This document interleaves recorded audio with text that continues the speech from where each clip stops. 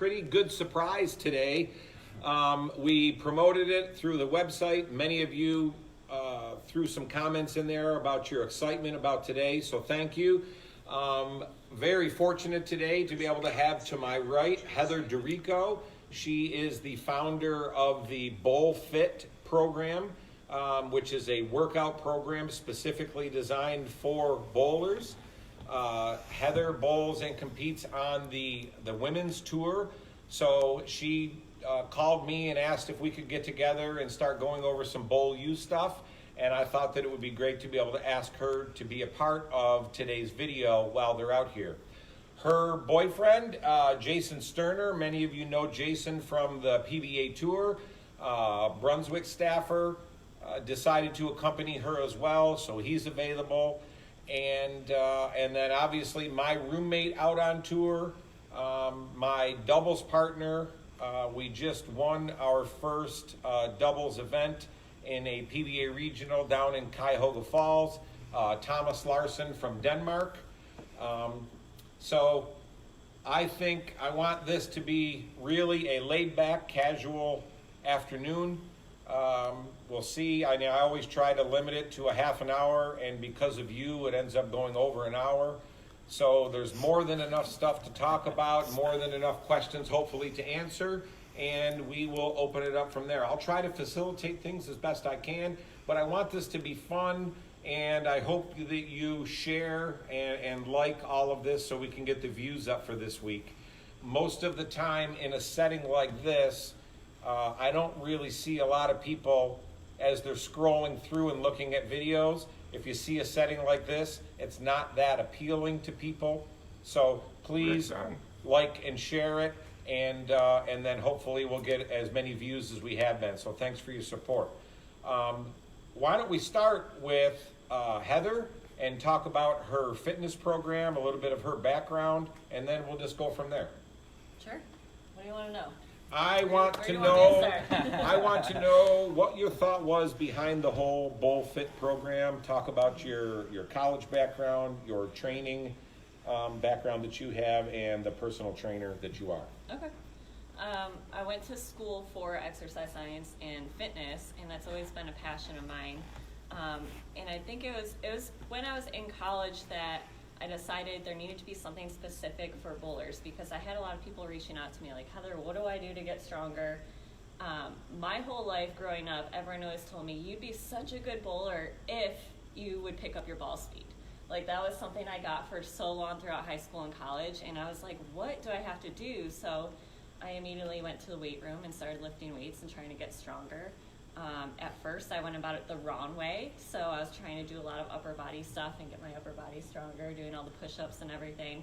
And then, as I went on through my college career and had some coaches tell me it's more about using your legs and lower body strength to get that ball speed and that power generated.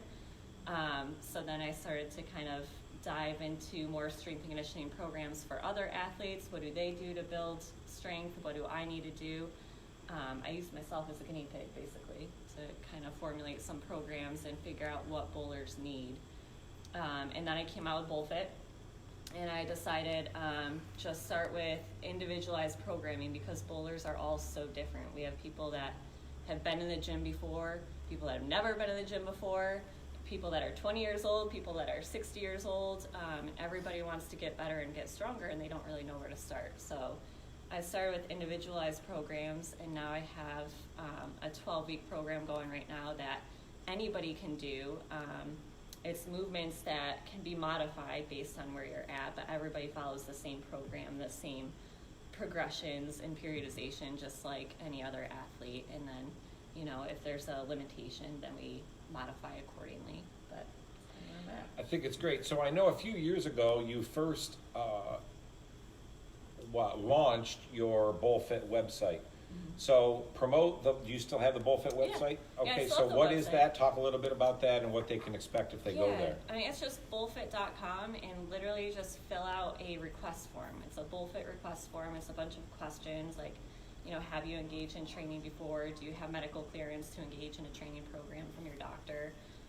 And that goes directly to my email, and then I reach out and I say, what are you looking for? Let's hop on a phone call and go over your goals in detail a little bit more. So I started doing that, and sometimes like a Skype video or a Zoom video to like get to know people one-on-one a little bit more. Mhm. So yeah, that's.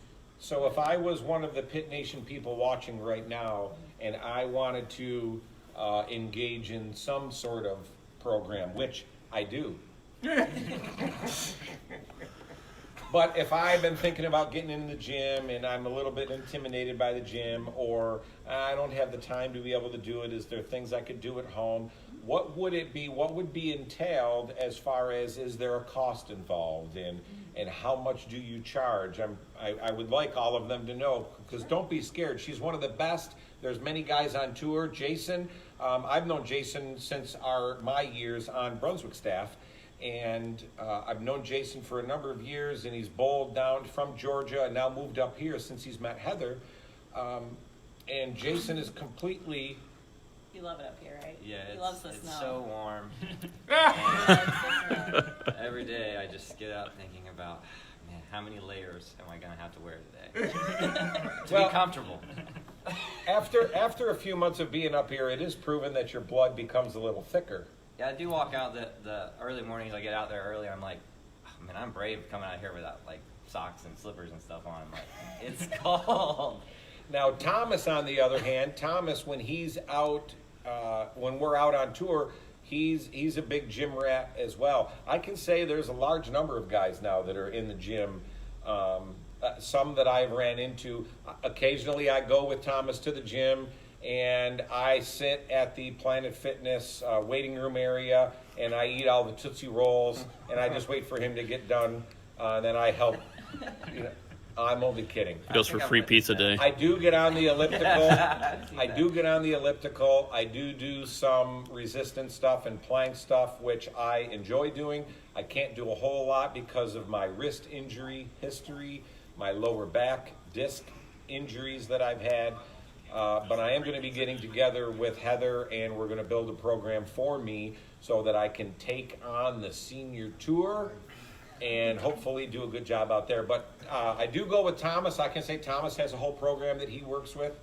But before we get to that stuff, I want Heather to talk a little bit about the pricing so that you guys know what you may or may not be wanting to get involved in if you get in touch with Heather. Sure.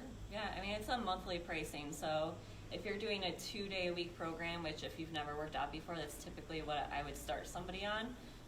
You're looking at $60 a month, which if you were to work with a trainer one-on-one, that's one session. You're getting that for 3 to 4 weeks. You're getting a program to follow for 3 to 4 weeks.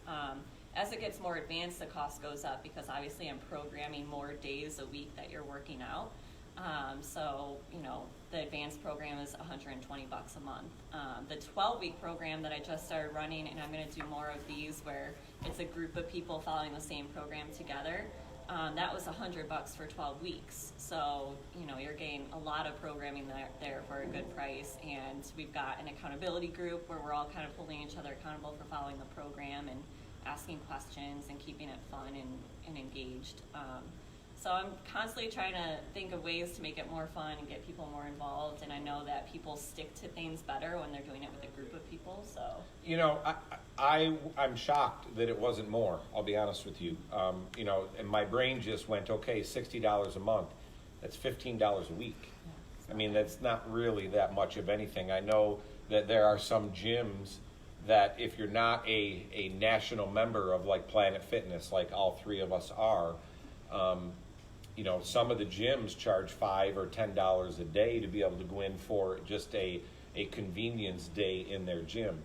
And to be able to have somebody that's going to walk you through a program and build a program specific for you, $15 a week, you know, if any of you are thinking about it, at the very least, reach out to Heather and see if it's something that works for you. I think it would benefit you. And the best part about working with Heather, by far, is the fact that she is a bowler. No, I mean this seriously. I wasn't going to go there, Jason. I wasn't going to go there. See, he went there.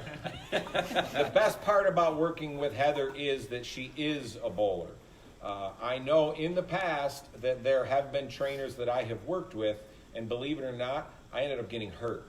So I ended up getting very frustrated. I don't want to work with them because they don't really understand or quite understand the body movements that we do as bowlers. And that is a fact and a truth. Would you agree with that? That's the biggest thing, is we need to be training quality movement, not muscles. So like, you're not a bodybuilder, you're a bowler. So you need to move well. You don't need to be looking like Arnold.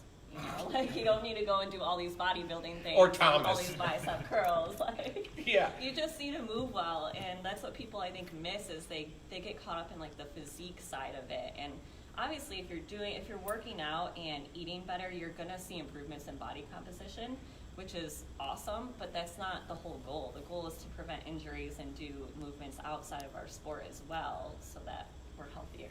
So that's great. So Jason, talk a little bit briefly about the program that you do each week, because I have ran into Jason and I did the program that he did, and I didn't want to bowl the next day because I was pretty sore, so it was a lot. But he's worked up to that, I'm sure. Yeah, so Heather started me off on like, I guess it was like a 3-a-day type week, and then basically taught me all the movement patterns. And in the beginning, more of it was just learning how to do it properly without hurting myself, because that was the biggest issue. Is, you know, you see the guys in there, they're lifting way more than they needed to, and they're doing it bad, and they're causing themselves more injuries. So like a couple weeks into it, I would start to feel sore in different places, and I would talk to Heather about it, and she's like, you know, in the past, someone told me I had to isolate those movements and fix that pain, when a lot of it is triggered by another muscle group that's just weaker. So I had to learn how to improve those range of motion and develop those, you know, those muscles a little bit better, so that they get stronger and aren't injured. Because that was the thing in the past that I would do, is trying to exert too much force into, you know, creating ball motion, if you will, and it hurt myself. But you know, so it started out with like a 3-day type of situation, and then within probably the first month, I felt my body was just lighter. I was more balanced at the foul line. It just my range of motion was better when I was repeating shots better. Right now, it doesn't look like that, but it does feel much better and more effortless once, you know, I'm up there and competing. And the lack of injuries that I'm going through week to week, if I were to make it in those later rounds, I have to feel that my body would be a lot more better suited for that when I get there. But, you know, that would be the downtime afterwards, going through all them games. Thomas as well. Thomas is in the gym 3 to 5 days every week, even when you're home, don't you? You do a lot at home as well. There was a discussion in the PBA paddock this last week, and I don't remember who it was or what it was about, but that's not the issue. The issue is that the guys were talking about, okay, who do you think has the strongest legs of the guys on tour? Who is it that really has strength in their legs? And Thomas was one of the guys that many of us had talked about, that, wow, you know, he's pretty powerful, and he's ripped, so he does a lot of leg stuff, a lot of balancing stuff, a lot of stretching. And then this guy here, he ends up, he does his laundry in the room and hangs the socks up on the towel bar and drives them all off with the hair dryer. All right, well, we won't go there. But anyway, so talk about a little bit about what you see. He's turning red, but I want this to be fun. I hate when people get behind a table and they're sitting here all prim and proper. I can't stand it. I want it to be casual. I want it to be fun, and we want your questions. And I know we're talking more about fitness right now. I do want to get to what we deal with out on tour, what life is like out on tour, what we've experienced the last month with the 3 majors that you guys just watched on TV, and then later this week, these 2 guys are heading out to the World Series of Bowling, and I want to get their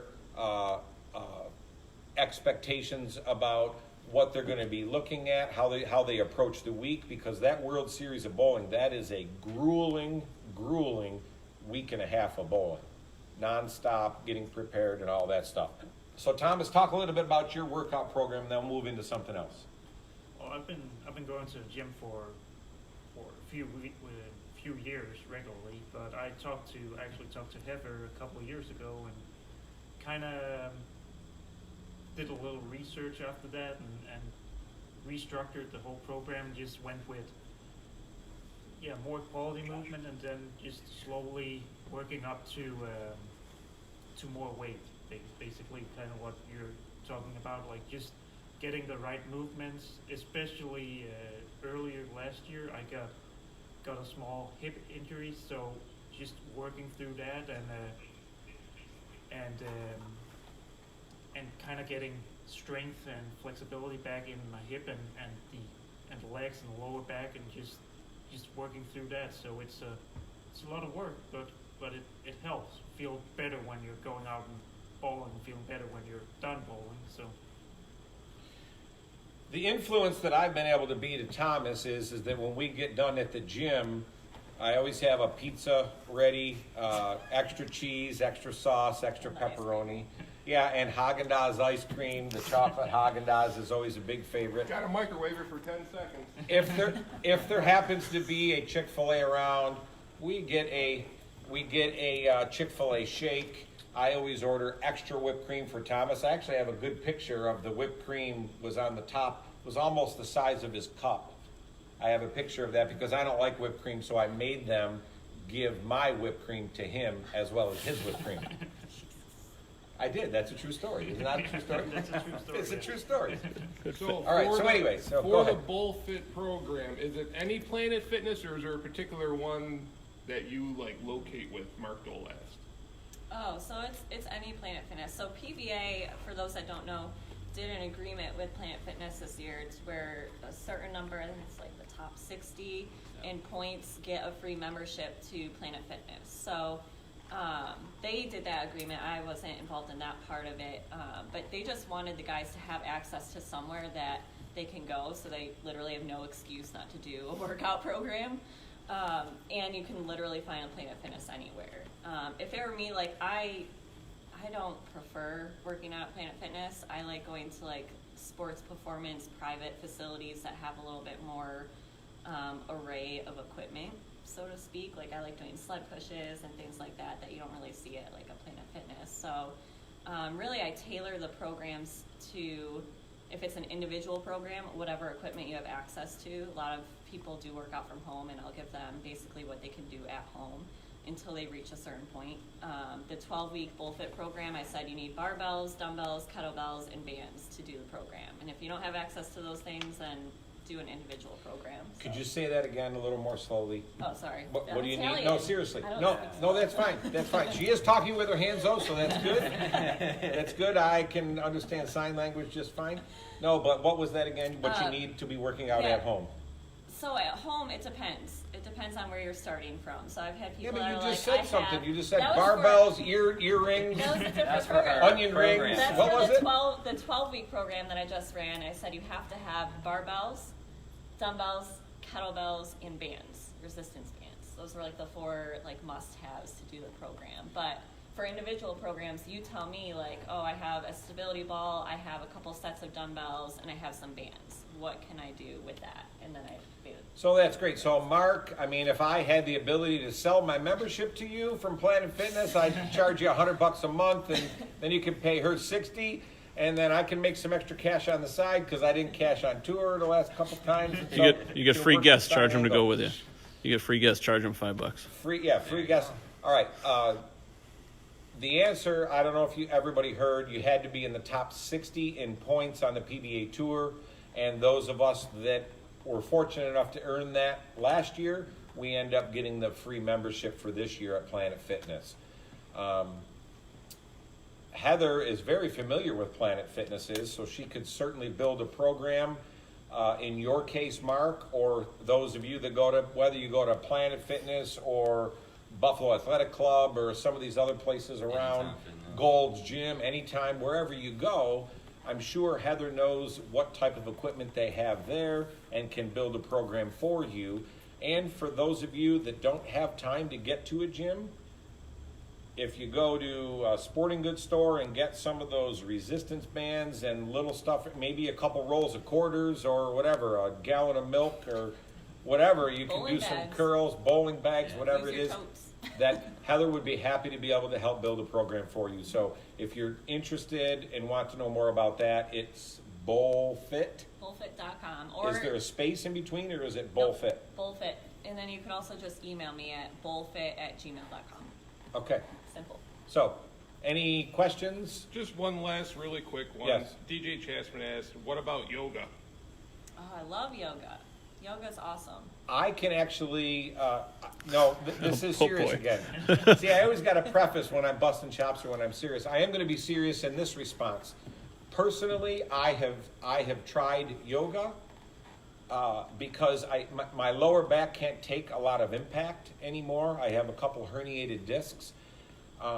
I liked yoga, but yoga for me, you have to put a lot of weight on your wrists and your hands.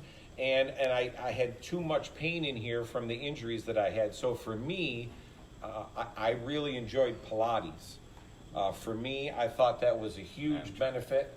Yeah, and it's not for everybody. So if you're really interested in something, again, Heather, you have a degree, a whole background in, what's your degree in?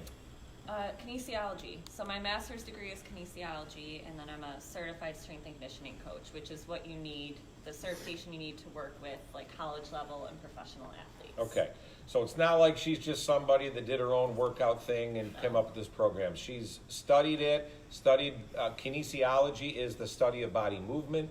In BowlU, if you go to a BowlU workshop, we talk about the kinetic chain and teach and train how to use the kinetic chain, which Jason's going to learn a whole lot about as we get into BowlU stuff moving forward. Yeah, you'll love it. It's awesome. It really is. And Thomas, some of the drills you've done, some of the drills you guys have seen, those of you that have been here, you're familiar with a lot of that stuff. So Heather really is somebody, number one, yes, she's a bowler, so she understands what we deal with and what we go through.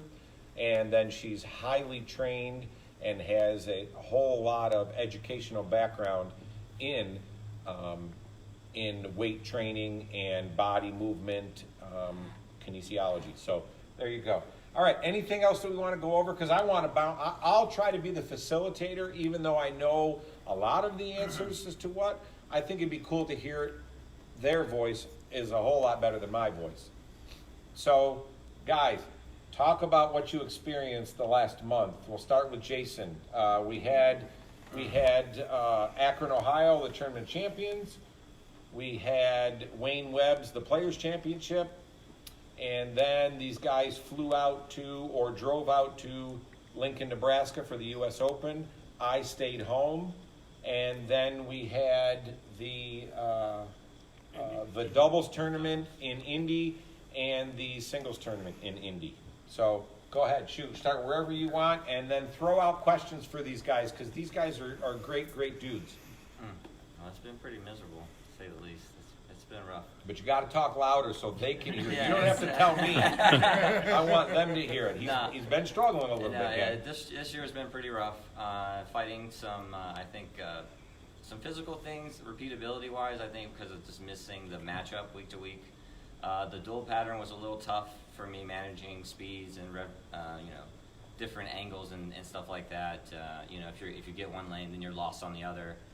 And then so like the head and back and forth, I struggled that early in the year, and then it kind of made me question some of the things that I was looking for. And so then I kind of dove in on that a little bit. So I spent a little bit of time just trying to focus on that. And then I think the physical stuff started to show up. So then it was just a matter of duplicating. So fighting duplication plus trying to get matched up plus dual patterns. It was it's just a lot at once, and I did a very bad job of managing it.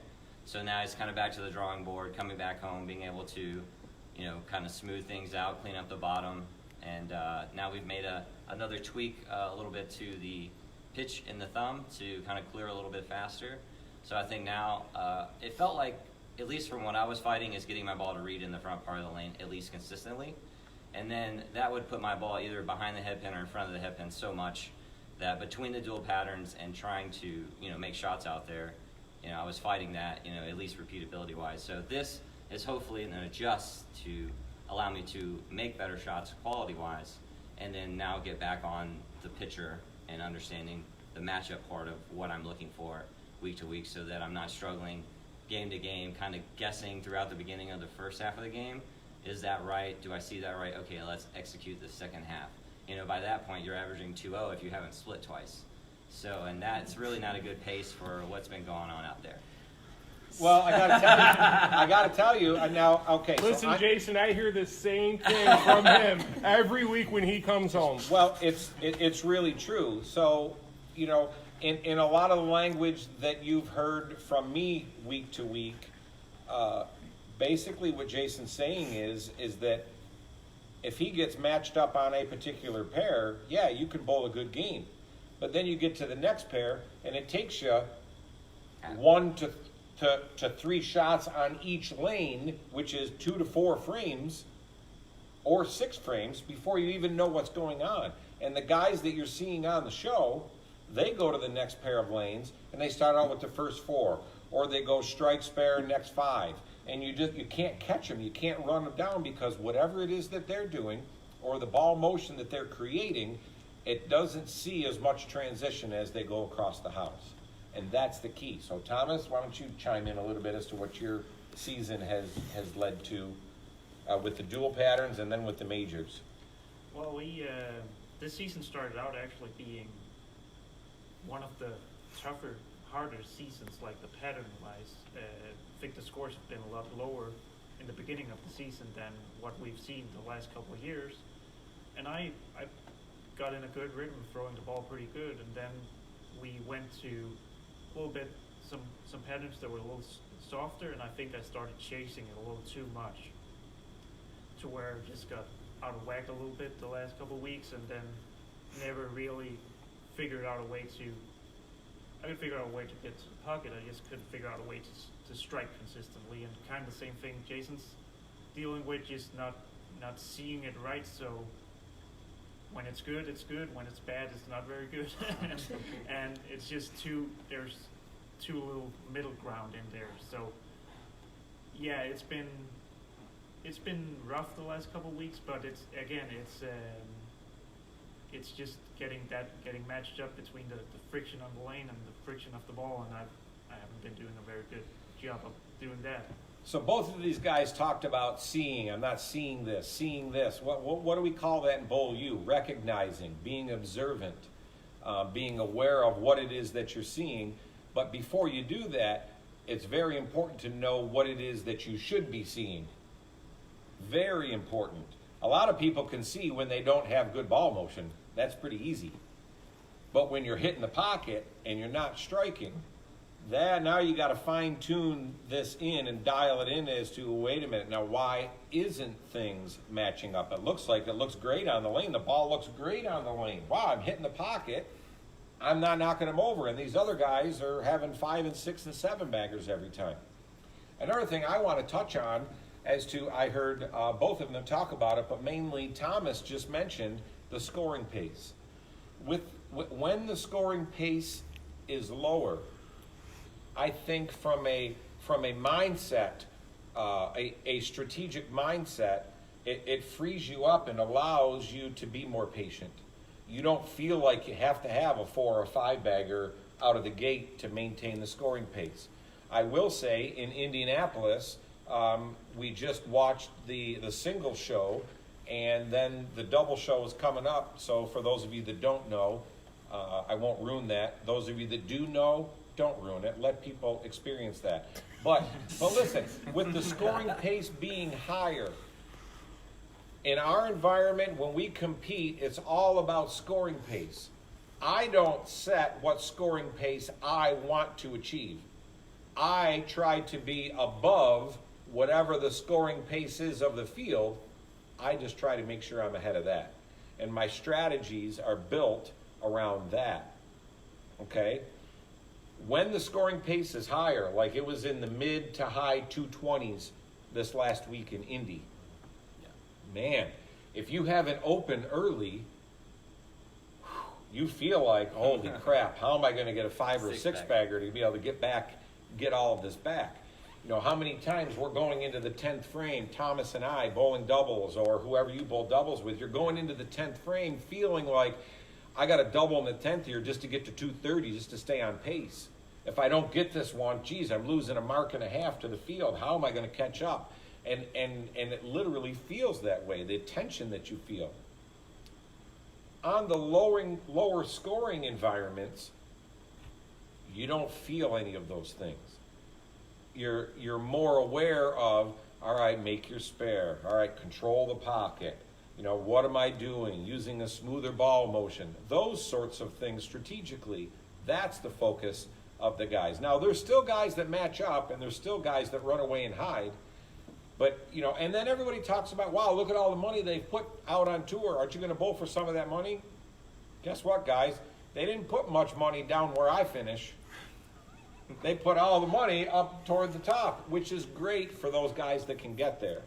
So in order to get there, you have to be able to get matched up. And that's what it is. It's about being matched up. And that starts with the recognition skills and understanding what the best strategy is for you out on tour. Then we need to take that recognition and the strategic choice and build our physical game around what we're choosing to do on the lane. It's not the other way around. It is not. It's not, this is how I throw the ball, where do I need to stand, and what ball can we drill to have me match up? Maybe you should talk about that, about how versatile all three of you guys are. It's so difficult for many people at whatever level you're at. It's really difficult for people to grasp, truthfully, how good the guys on tour are. The way that we try to achieve that in Bowl U or at Bowl U workshops, some of you have experienced it. We actually put obstacles out on the lane so that when you're going to that lane, you can see obstacles. And the better bowlers, well, we can change our speed, change our rev rate, increase our loft, change our axis rotation, navigate around the obstacles like they're nothing. The point is that there really are obstacles out there when we bowl. And our job is to see those, even though they're in the form of oil, which is invisible. Now, a lot of people say, oh yeah, that's why the scores on the TV shows are higher, is because they can see the blue oil. No, that was for you guys. Yes, we can see the blue oil, but believe it or not, in a lot of ways, that kind of messes us up. I would rather there not be blue oil, because it's easier for me to see that three-dimensional picture of the lane based on how the ball is rolling down the lane, how the axis is migrating down the lane, and that sort of stuff. So anyways, is anybody chimed in any questions? They're all kind of just listening to you guys talk. Okay. Thumbs up if you like this. Thumbs down if you don't. I mean, let us know. For real. No, You want to ask Heather questions? You want to ask these guys any questions? I got a thing for that's been popping up this year more than the other years. This year I feel like we're seeing a lot more 2-8-10s out on tour than we have been, and it's the weird thing out on tour is that if you're bowling on a leak shot, you know, if you're 2-8-10, most likely your ball didn't read early enough, it got too far down the lane, and you missed it. So it's a pretty easy adjustment. You know, you have to get your ball started sooner and get it rolling. Out on tour, it's 50-50. When you're 2-8-10, sometimes it might be the ball getting too far down the lane. Other times it might be it reading at your toe, and it's really hard to tell the difference. But that's because of all the oil we have down lane. So That was the question I was going to ask. With all the urethane being brought out into play, there must be a crap ton of oil down the lane that you guys have to battle all the time. There's been a handful of people in the Ohio area and Indianapolis area that, you know, they bowl those PTQs, and then you end up talking about them. They're trying to earn the spot in the tournament. Well, a couple of them have bowled good and earned spots, and then they bowl with all the pros, and they can't believe how different it was, and they think they changed the pattern. No, guys, they didn't change the pattern. What was different? The people bowling on the pattern. And there's nowhere in the world that I mean, I can't do it here. There's nowhere in the world that we can simulate what happens to a lane like the way it happens out on tour. The rev rates are so incredibly high. You guys witnessed that. The amount of urethane that's being used is unbelievable. The amount of surface that guys are using, I've heard guys that saying that they're using 180 and 360 grip. I'm serious. Yeah, I've heard it. And so with that higher rev rate, with that strong a cover stock, if you put 180 or 360 on that, and we're not talking just a little light glaze of 180. I mean, they're leaning on it. They are leaning on it. So what does that do to the front? And how does that affect transition? And how does that affect the angles that we strategically need to be able to play? So from a versatility point of view, that's what Josh was asking. These two guys here, and I would put myself in that category. I would say that the three of us are three of the more versatile players on tour. But what do we lack? What would you say that we lack as to related to the guys that are on the show?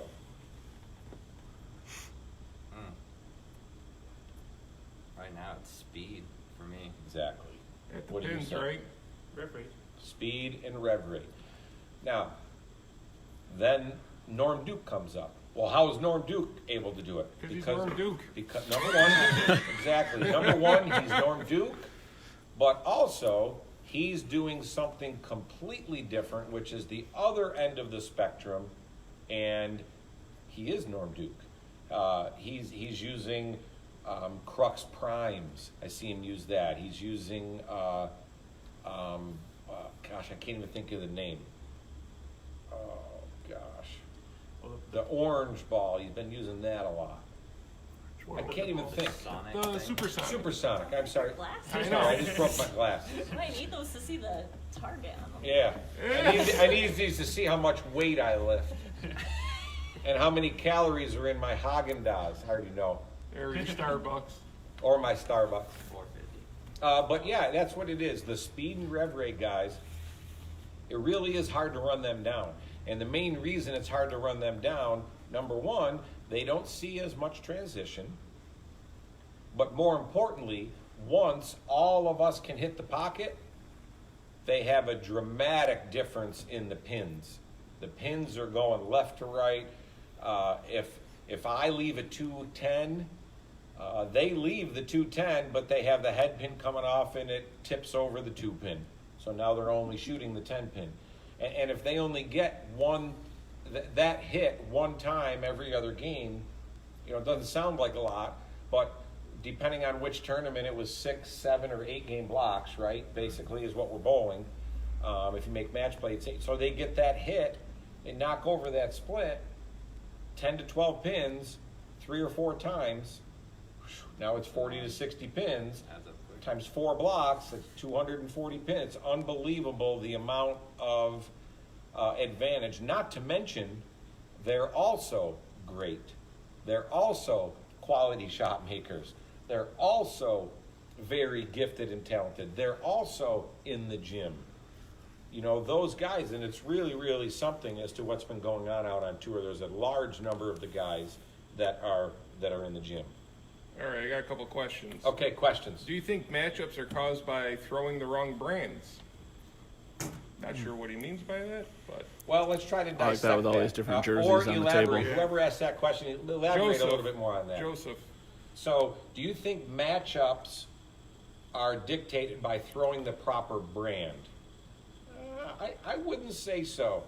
Even though I'm loyal to Storm and Roto, even though Thomas has been on the whole Ebonite family for years, and now they've merged with Brunswick staff. As I said, I was on Brunswick staff early on in my career, as many of you know. So I don't think that's betraying any of who we are and who we're loyal to. I will say is that every company has good balls now. There are good matchups within each of our companies. And there are some not so good matchups. And ultimately, I think it's our job as a bowler to be able to recognize what our strategy is going to be and then be able to mold our physical game around whatever ball we choose. Thomas drilled a couple of new balls here the other day, and he was over on the other side before we went live here throwing them. And throwing them down the lane, wow, he strike. Okay, So now the next thing is he needs to be throwing the balls that are in his current arsenal up against those brand new balls so he knows where they fit. And we've went over that and over that and over that in many of our videos in the past. Yes, Josh? You meant by, like, some brands roll different than others. Well, of course they do. Yeah. I mean, Yeah, but so is each individual's role and their. Right. so that I would say, and you guys, I don't want to talk for these guys. You guys get to hear me whenever we do this. I think it's great that you guys are in town. And feel free to chime in too as to what you witness out on the ladies tour. It's completely different on the ladies tour. You know, angles are different. Rev rates are obviously not as dramatic. They have to be able to use shallower angles out on the ladies tour. It just is. Our job is to adapt to transition. But go ahead, answer that question as to what you think about the particular companies and the balls and the difference and that sort of stuff. Well, as Brad says, all companies have good balls now, so it's not like you switch companies and all of a sudden you can't do a thing. You watch the guys that switch from one brand to another, and all right, it might take them a couple weeks to figure out what balls do I like, and then they're back to the level they're at. So I don't think one brand will make or break you, but there's certainly differences from brand to brand, what kind of designs they use and what they like to see. I can, like, especially with merging with Brunswick, I can see differences between Brunswick, between DV8, between the old. And I kind of EI wanted stuff. to elaborate on that. With Brunswick taking over all the Ebonite brands, that gives you guys a whole plethora of bowling balls to choose from. Now, that can be very confusing at times, I imagine, and rewarding at times. You know, you got more to fit into your ball motion arsenal. There's definitely more options. Yeah, What- exactly. The one thing I will say, and I don't want this to be a discussion about comparing companies.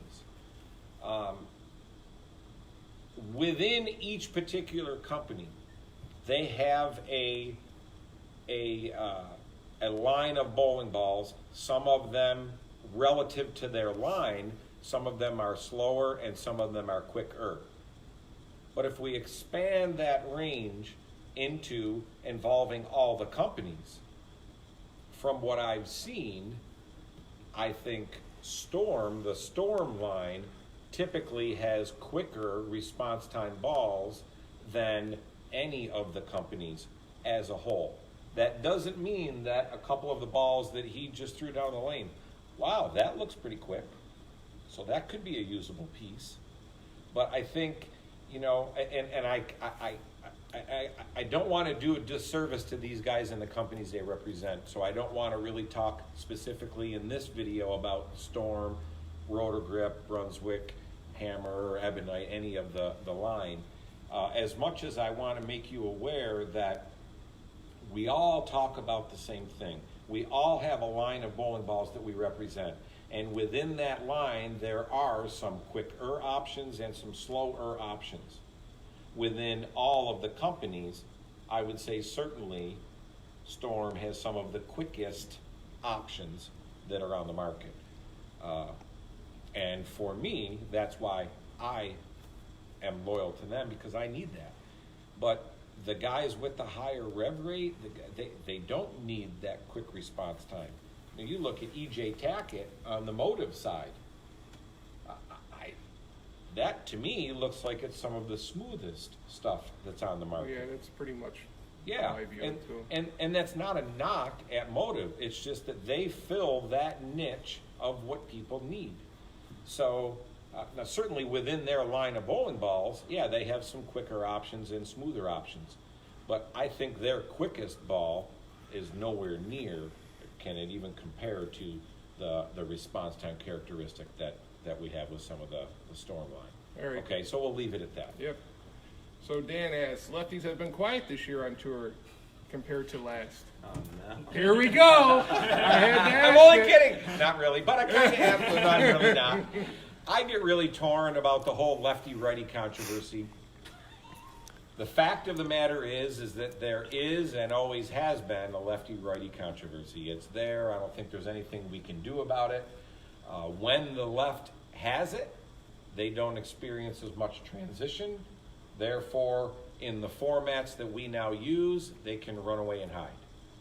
When the left doesn't have it, what was the one tournament here just a little while ago? It looked like all the lefties had cement shoes on, and they just kept congregating down at the left. It doesn't mean they stunk.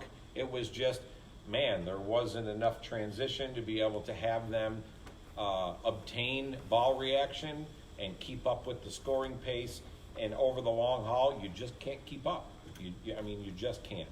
So, whatever you guys would say to lefties and righties. I don't think it's possible to put out a pattern where it's going to be fair, because what's fair is it fair when a lefty wins and the only other, or but is it fair when a lefty wins and the second best lefty finishes 66th, or is it fair when there's 4 lefties in the top 20? Like, it's an impossible question. So sometimes they have it a little bit better than what is probably fair, and sometimes they have it a little bit worse than what is probably fair, and then it just sucks to be a lefty, I guess, sometimes. That's it. And sometimes it's great. That's really well said. And Jace, what do you think? I mean, I'm rooming with Simonelli this year, so trust me, I'm getting the whole side of it. And I would agree with Thomas. I mean, that is, pretty well said. I mean, there's not much I could add to it. That's what I see as an outsider looking in and just hearing, Sim's perspective. So it might be a little more jaded, but we won't bring that up. There will be no jersey tearing going on. Yeah, is that part of your workout program? Was pulling?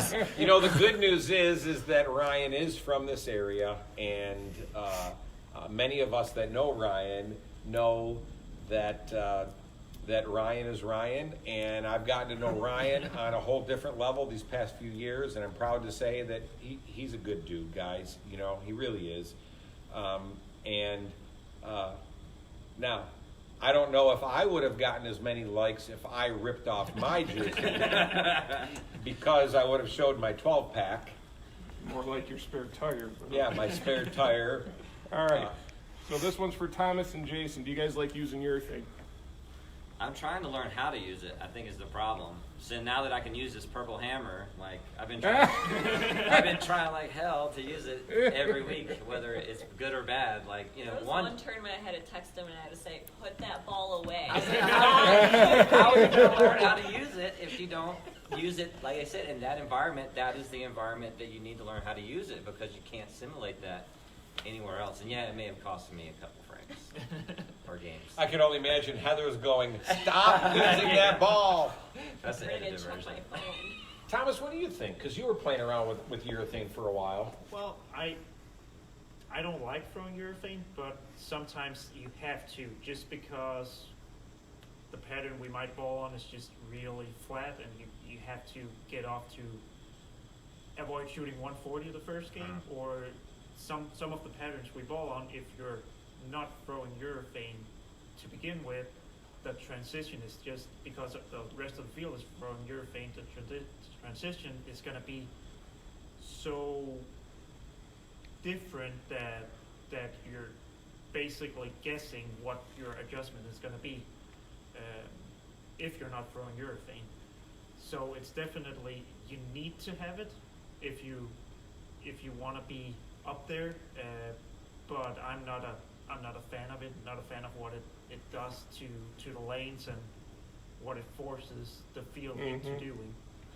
I mentioned a couple weeks ago, I think I mentioned this a couple weeks ago, it may have been in this video or it may have been to a group that I was talking with here at the lanes.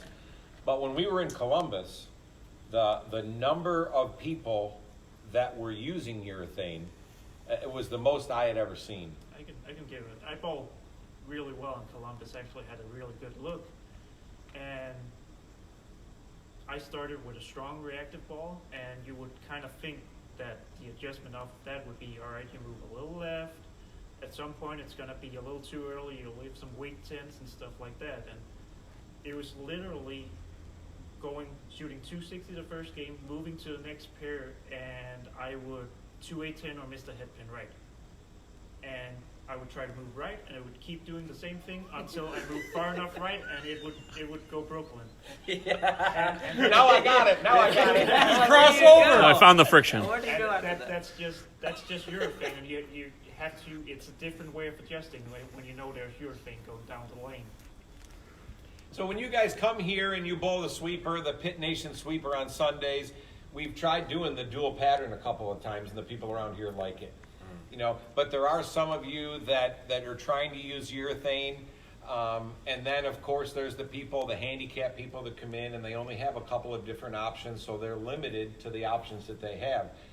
I've had so many of you come up to me and say, I got lined up in the first game, but then when I get to the next game, that pair's horrible. And I'm thinking, guys, it's not the pair, it's the balls that are going down the lane. And it's so difficult for people to grasp and believe that that is the truth. Of course, there's subtle topography difference. Of course, we have topography differences here. I don't want to call them issues because it's became a very valid and noticeable thing in every environment that we bowl in. But with topography being as dramatic as it is in some places, I would say that the effect that urethane has is oftentimes equally as dramatic of changes as to what happens to the lanes. And when you go to that next pair of lanes, you might as well just put, okay, in this bowl, all right, we're going to put where we're standing. This is our standing bowl. So we're going to put 10 to 25 in this bowl. We're going to mix them up and pull out a number. And then over here is where we're looking. And we're looking from, let's say, 7 to 26. And we'll pull out, and that's how you should determine what you do on the next pair of lanes at times. That's how dramatic it can be when you're crossing the house. Bowling after Jason Belmonte and E.J. Tackett is a heck of a lot different than bowling after me and Norm Duke, you know, if I can say it to that extreme. And getting to that next pair of lanes and feeling like you're matched up, wow, what a great feeling that is.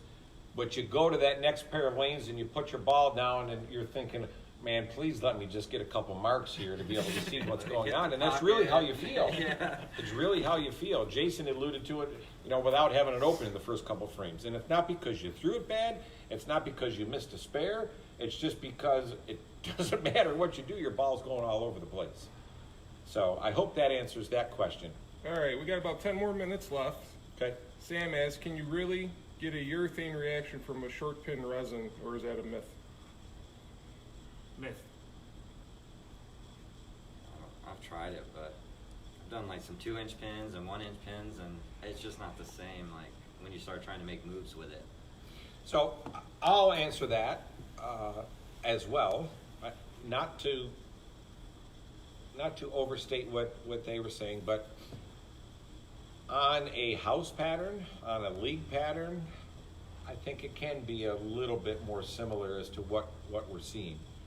But at our level, no, it's just not the same. It just isn't. The thing is, it's not the back end motion you're looking for. You can get those pretty similar, but urethane just sees the friction so much sooner without going left off of it. And even with a 1-inch pin like you've tried, or it just isn't the same. It still gets further down. To elaborate on what Thomas just said, he mentioned, yeah, when you're trying to see motion down lane, yeah, but that's not really what we're looking for on tour. Many of the guys, believe it or not, are seeing motion earlier and earlier and earlier on tour, and that's what's allowing them to not see as much difference in the transition that's happening at the end of the pattern. The motion has already happened, and that takes a pretty keen eye, and Rick Benoit has came up with some great drills to be able to help train your eye to do that in that regard, because again, most people are looking for motion too far down the lane, instead of being able to learn to see motion and accept motion a whole lot sooner, and then build your physical game around what you have to do to use motion earlier. Okay, would you agree with that, guys? Yes? Okay. For the last 5 minutes, so why don't you guys discuss what you guys are thinking about that you guys are going to see out there at the World Series, you two, because you're not going. Yeah, I'm not going to make the trip to the World Series of bowling, and I'm not bowling the Masters. I'm going to be home for this next month or so, working together with Heather, trying to get my body in a little bit better shape. And I am being serious about this, trying to get my body in a little better shape so that when I do get out on the senior tour starting in April, that my recovery time is shortened, and when I get bowling 2 or 3 days in a row, hopefully I'll be making some cuts that I'm not so sore, and that I'm ready for that next day to be able to go at it. Really, ultimately, the deeper you go in a tournament, the more important it is to be physically fit. Because that subtle soreness or stiffness or your lack of ability to be able to get the ball off your hand the same way, that's the time that you need to be rising to the top to be able to make the show. And I just continue to fall short. So that's my expectations and my plan for the next month to month and a half. But these guys are heading out. When do you say you leave? Tomorrow. Okay, so Jason's heading out tomorrow, and then Thomas leaves on Friday, right? Friday. So go ahead, talk about your expectations as to what to do out there. Well, like I said, I just made a little bit of adjustment to the thumb, so I'm going out there with a fresh slate, at least the repeatable wise. I feel confident in that, and now I'm going to try to apply some of this matchup scenarios and look for motion that way as opposed to trying to create it with my hand, because that, I think, is ultimately what I'm fighting now. So I got some balls to do once I get out there that I'm going to fix. So I feel pretty positive about it. Let go of the past, learn what I could from the beginning of this season, because I'm sure we're going to see a little bit more of it, if not the same, and try to make my educated guesses better, and not cost myself, a couple splits early in the games, and just kind of be in a better frame of mind going into that second half of the games, and not chasing. Actually being able to move forward. So that's kind of where I'm at. Shoot. Yeah, it's going to be, World Series a little different. We're bowling on 3 different patterns, and they make cuts every day, but it's going to be a matter of making the best shots you can and then getting matched up. Cheetah is the first pattern, so obviously we're going to be playing the gutter, throwing it at the gutter, and then the next 2 patterns should be somewhat similar, but with, I'm guessing, a lot more oil. So we need to make sure that we get the speed and the rep rate matched up. Now the World Series is where this year? South Point. So the World Series is at South Point. The characteristics of that center, is there anything that you would key on as far as the characteristics of that center? It's definitely, it's fairly new install, so they're still a little tighter, a little cleaner than a lot of other centers we bowl in. So I would imagine it being, and they could do whatever with the patterns, so you really don't know, but I would imagine it being a little easier to get the ball down lane than some of the other weeks, so we might not see quite as much friction, at least to start with, and then we just see what the field is going to do. They are Brunswick lanes, right? Yeah, I agree. the Anvil I lanes, think. yeah. I like So Brunswick the Brunswick lanes. Anvil lane typically. Got the markers down lane. And again, this is typical, but Brunswick Anvil Lane typically is it's a little less friction yielding than like what we have here is AMF HPL, high performance lane, usually a higher friction surface. Brunswick Anvil Lane is lower friction, usually gets a little tighter down lane. Those pins, if you end up watching on Flow Bowling, I can tell you that those Brunswick machines and those Brunswick sideboards there at South Point, those pins fly around. So you're going to see some monster messengers from some of the guys, and but again, I mean, it's going to be going across the house and choosing your strategy wisely and trying to keep up with the scoring paces. I do have a question for these guys. Hold on, I got one question before you ask it, because I think it's a funny question. So, all 4 of you turn around right now. Which one of you guys wins bowling a 2-game match? I'm putting my money on her. 2-game match? They're all going to say they're going to win. Well, that's the competitiveness of each of Yeah. us. I'm betting on me. Yeah, I like my chance. Did you notice how he went into the whole athletic aura, Southern drawl, Georgia Pines? I like my chances. And me, I'm like, my money's on me. Let's go. Put your money up and let's go. Now, Thomas, he might start swearing at me in Danish or something. I'm not going to say a thing. I'm just going to sneak up on them, and when they least expect it, I'm going to end up winning. Don't count me out. Isn't that the beauty of competition, though? Isn't that really what we fell in love with? yeah. Truthfully, guys, there's not enough money for a lot of people to make a good living bowling anymore. There's just not. So the question really is, why do we keep doing it? I can only answer for me. I genuinely love it. And I dislike it so much, so often, but I still love it. I can't help it. I just do. So that's my answer. Why do you guys still do it? I'm still asking myself that. No, I think Brad said. I mean, it's for the love of the game. That's why we grew up in the. Most of us grew up in the center. I know I did, and that's what we love. That's where our second family is. Our battles, our victories, our losses. They're all shared in there with all our competitors who are now like our second family. So, it's hard to give that up, and it's nice once you're a part of it. So, Thomas, what do you think? Well, it's as bad as it feels when it's going bad. It's just when you finally get that goal, whatever that might be for you, it's just such a good feeling that having 3 months of bad bowling doesn't really matter if you get that one successful at some point. It just overshadows all the bad things and you forget them because you're stupid. We've basically been focused on 3 of us because that's kind of, with the men's and the national tour type of thing. But I would feel bad if I didn't get your viewpoint for the ladies tour, because there's a lot of powerful ladies out there. You deal with a lot of the same sorts of things on the ladies tour. When does your ladies tour start? I think it's the end of April. I'll start in Sacramento, which is the middle of May. I think it's the second weekend of May. Okay, now are you planning on bowling all of them in between your obligations at home?